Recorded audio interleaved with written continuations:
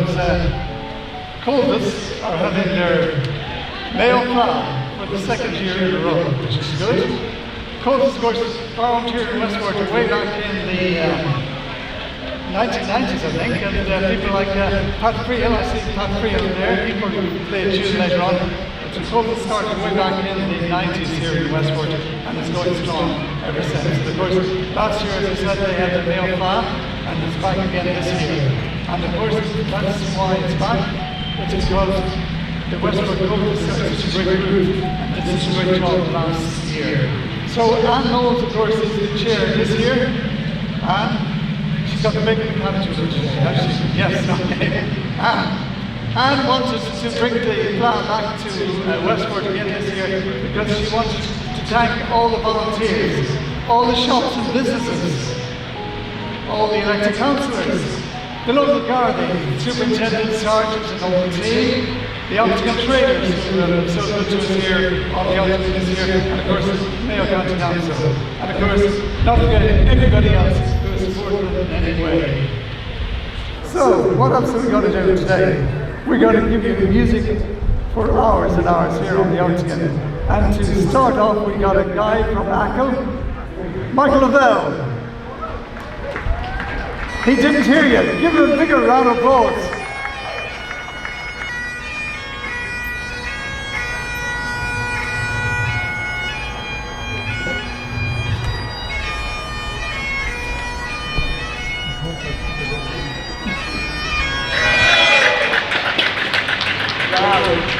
Just heard Michael Lavelle there typing, doing a wonderful job.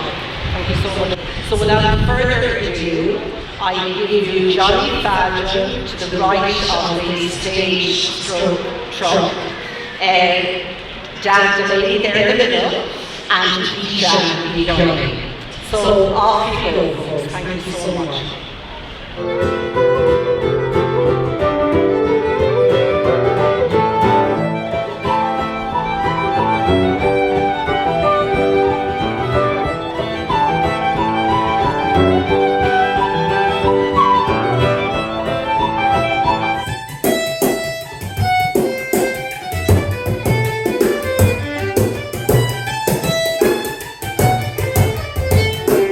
You've joined us at a very exciting time as Westport.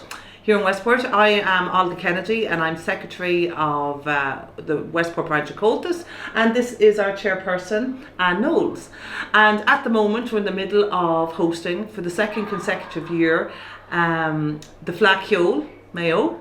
And it's a very exciting time, as I said, because we're surrounded by a feast of talents here of Irish song, dance, performance, chora, there's just everything.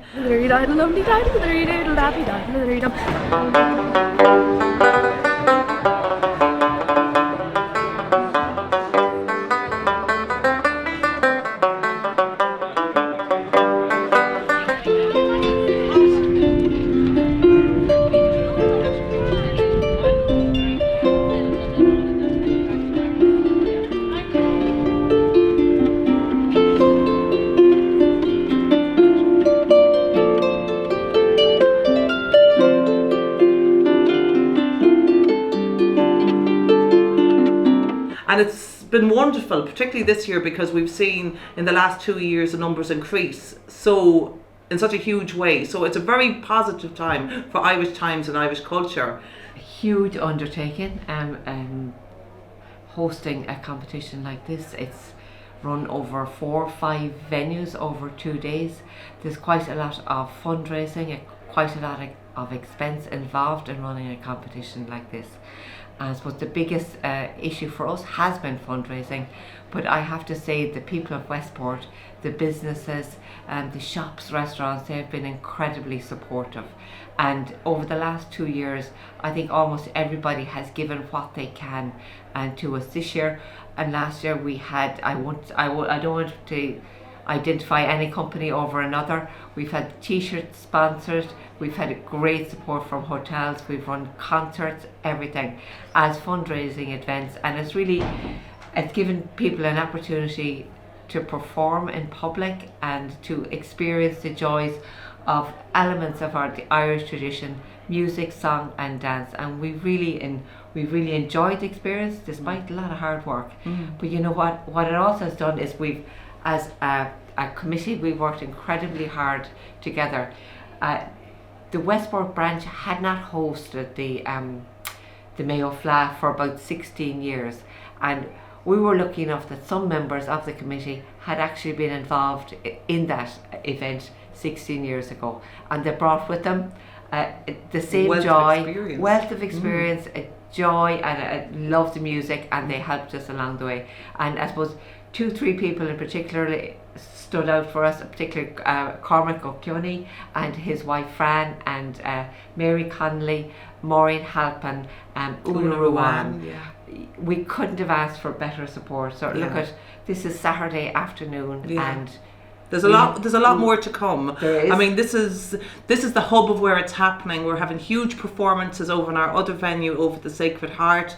We have a gig rig with live music and a great wealth of performers that's going on from 3 o'clock till 10 tonight. I mean, you can't even imagine how exciting it is around the place, you know, and we're just so delighted, having hosted last year, to be able to bring it to a new level.